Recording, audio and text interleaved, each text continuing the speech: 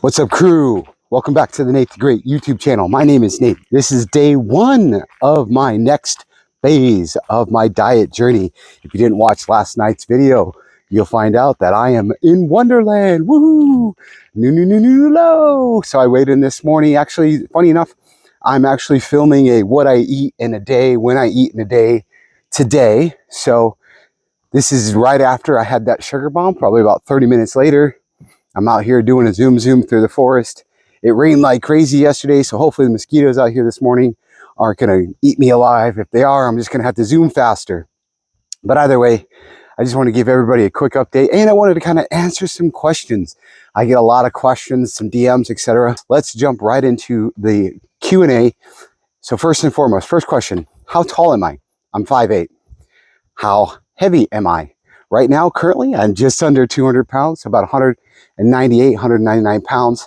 Next question. What made you want to do sugar fasting? That's a great question. So I was strict keto carnivore. I lost over 100 pounds on that protocol. And then I stalled out. I was at 230, 240. I was stuck there for about 8 months.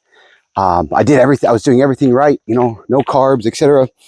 And I heard about, Cole Robinson had a video, and he was talking about sugar fasting and pot fasting and all this stuff. And again, he's the one that really got me into water fasting and the 80-20 rule, where you're eating, 80% of your food is from fat. So, I mean, he's been all over the map. So when I stalled out and I was trying to do the same thing over and over again and wasn't getting any different results. In fact, I remember that whole week, that last week where I was doing strict carnivore, I documented everything, how much I was consuming caffeine-wise. It was about 2 to 3 black pots of coffee a day because your energy's just tanked. And my cholesterol was through the roof. I had just had some blood work done, and my doctor was like, I'm very concerned. And I remember having an argument with her. I was literally debating, like, yeah, I need to do that lipid panel where it deviates the LDLs, from the fluffy to the dense, because the internet people tell me as long as I have fluffy LDL, I'm good, right? And my doctor was just like, I don't think this is a good conversation to have. I mean, you do you, but your cholesterol is really high, and it's a concern, and it's a problem. And fun fact, I was doing alternate day fasting, which means I was water fasting for about 48 hours, and then I was consuming all my calories in a 4 or 5 hour window, generally like an hour window, okay? And I was eating anywhere between 1,600 and 2,000 calories every other day. So you can do the math on how to parse that out if you want to do calories per day. And I was still gaining weight. And again, I was eating nothing but meats and fats, no carbs. So that's what made me want to start the sugar fasting, being tired of being tired. And lo and behold, it's worked. I think one of the important parts that I'm going to continue to point out, because I keep seeing this undertow of all these ignorant carnivore keto cult members posting these videos, sensationalizing it and just getting clicks. And they're mischaracterizing what it is. It's a tool, right? Sugar fasting is a tool. Do you, every day you wake up, do you pull out a hammer to use it throughout the day? Well, sometimes when there's a nail, you need to hammer it, right? So you need to use that hammer. But what if there's no nails that day? Do you need to pull out that hammer? No. And that's exactly how I see sugar fasting, which is you are using it as a tool. If your weight is stalled, you pull out the sugar fasting protocol, you do it for 2-3 days, you get that stall to kick through, you start losing weight on the scale, then you take that hammer, that tool, you put it back in your tool belt, and you go back to whatever eating you were doing. And then just continuously do that as needed. What am I going to do now that I'm under 200 pounds? That's a great question. So I used to reward myself, and I think a lot of people can relate. When you have a celebration in our society, you celebrate with food. So this is actually something my wife recommended. Oh, big spider web in my face. That's why I got my spider blockers on. Next time, spider. But I'm gonna get a massage. I'm gonna get a full body 60-minute massage. Another question: are you worried about glycation, or whatever that word is, where all the fear-mongering carnivore keto people are saying like, oh, you're gonna harden your vessels, etc. Look, I just got done with my annual physical with my doctor. I did a ton of blood work, and she literally was like, whatever you did to fix your cholesterol, whatever you did for every health metric, she's like, keep doing that. In fact, I told her, I was like, hey, I'm doing this sugar fasting thing. And she's just like, I don't understand that even a little bit.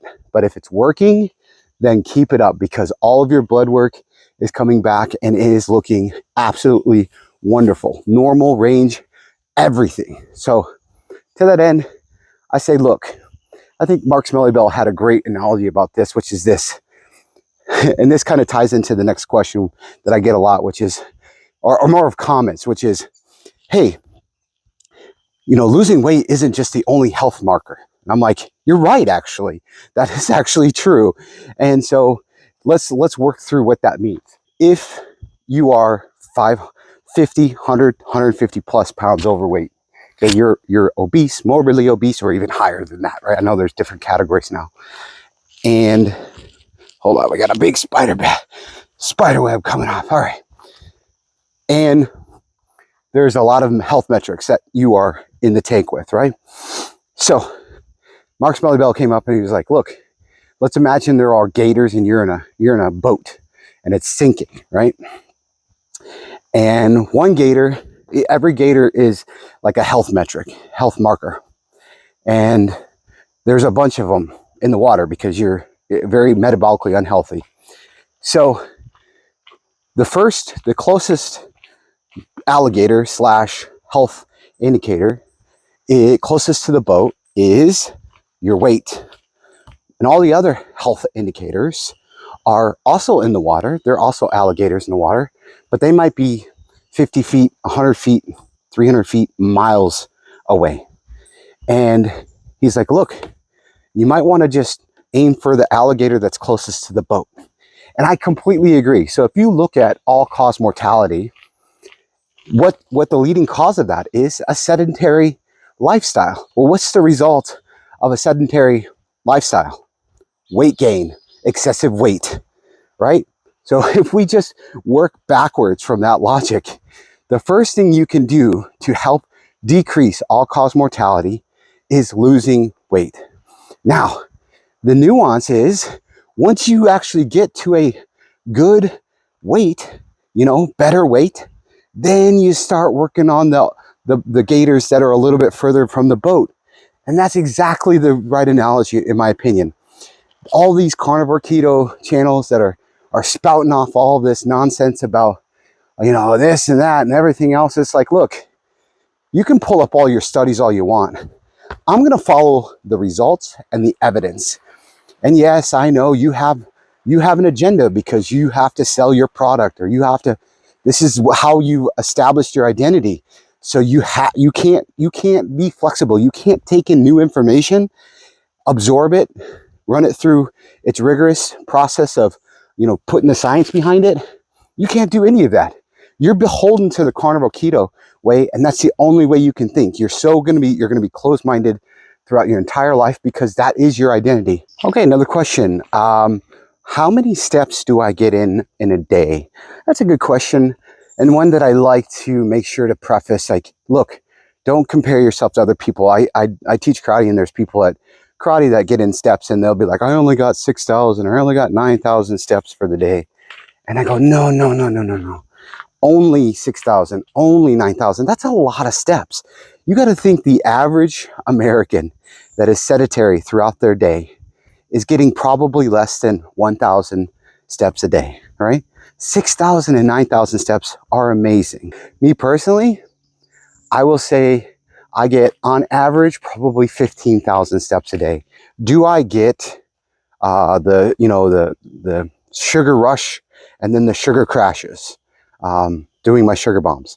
That's actually a fantastic question, because that was actually one thing that I was really worried about on coming from carnivore keto, is all the fear mongering about, the sugar rushes and then the sugar dips, and then you crave everything under the sun. And maybe that's the second question that I ask, a kind of a part B.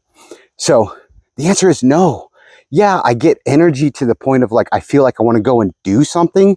So that then I get like a surge of a feeling like, hey, I want to go do something. But I don't get this like shaky surge that a lot of people associate with eating too much sugar. Because, and this is where it's really vitally important, when that happens, what happens is you're eating sugar and fats together. At least this is how I understand it. You're eating sugar and fats together, and then that fat slows down the absorption of the sugar. So that sugar high, or the sugar bump, goes way longer than it needs to. And it really slows down that absorption rate. And so you get this huge, ramp up, and it stays up there for quite a long time. And then as soon as it finally gets digested, you get this huge crash. And that's the problem, right? Then you get lethargic, you get dizzy, I don't get any of that. And this is actually, like I said, one of the things I was most worried about that was going to happen, because I've been told that this is what's going to happen, and this is super dangerous. And when I started experimenting without the fat, without the protein, and just eating sugar sources, I found out that not only is not the case, but I have this like a raise in energy, and then it just stays there. And the second part to that is, do I crave? So this was actually another one of those really big things that the carnivore keto people and the channels, stalled out fat acceptance people. And they're like, look, you're going to be craving everything. If you eat sugar, that's all you're going to be thinking about all day, every day, is just more and more and more. And, I bought into that dogma. I was scared. I kept into my carnivore keto lane, even though it wasn't working. I was stalled and all my metrics were garbage. And then as I'm trying it out, I'm just dabbling into the sugar piece. I found that's exactly the opposite. I do not get cravings. And when I do, it's just for more sugar. And it's not like an overwhelming, aggressive amount of cravings. It's just like a, hey, I'm hungry, go and eat kind of craving. And what I'm eating right now is mostly sugar byproducts. So my body's like, hey, I like that stuff. That gave me a lot of energy. Give me some more of that. I've had days now where I haven't been able to eat throughout the day just because I get crazy busy. And lo and behold, yeah, I still get that hunger. I still get a little bit of craving for the sugar. And then if I don't eat because I'm just too busy, my body's like, oh, okay, guess we're not eating now. That's fine. I'll just turn that off. And I know all my water fasters, I know all my keto carnivore people, you know what that feeling is, right? You still get hungry. You still have cravings. But here's the funny part about the whole craving situation. When I was keto carnivore, I still craved sugar. I still hungered for sugar. I don't know about you. I mean, maybe some unicorn out there that didn't have those cravings, but there'd be a lot of moments where I'd see a pint of ice cream at the store and go, man, that would be really good. And then I'd be like, oh, no. Uh-oh, and then I would see the fruits and be like, whoa, fructose, that's really bad for you. Remember, it does a whole liver thing and it just destroys your body. And, all this misinformation, all these lies, all this stuff that's fear, to fear monger you, to keep in your carnivore keto lane. So no, I don't get cravings. Yes, I still get hungry. That's normal. Getting hungry is a normal hormonal thing that you should all embrace. We should all embrace being hungry. We shouldn't just, like, as soon as you feel a little bit hangry or a little bit hungry, just start shoveling in food, right? Be a little bit hungry right before your meal, and then be deliberate with when you eat so that you're not overeating. Oh, good question. How much have I lost doing the sugar fasting protocol? Oh, that's a good question, because I was stalled out. I was literally trying to do keto carnivore. I was doing 48-hour or 72-hour or 90-hour water fasts, and then I'd weigh 0.5 high air. So I think when I first started the protocol, I was brute forcing. I was very unhappy. I was very unhealthy. But I think I got down to like 207 when I started the sugar fasting. And this is something you really need to expect, obviously, if you're coming from a zero carb lifestyle, which is when you first start eating carbs, sugar, etc., you're going to gain a bunch of water weight because your body's going to retain. It's 3 grams per 1 gram of sugar. So to answer the question, I started the sugar fasting protocol at 214 pounds, and now I'm down to about 197. It's taken me about 20 days or so to get there. Last question. I love this question. Am I bald because I shave my head, or do I shave my head because I'm bald? And the answer to that is yes.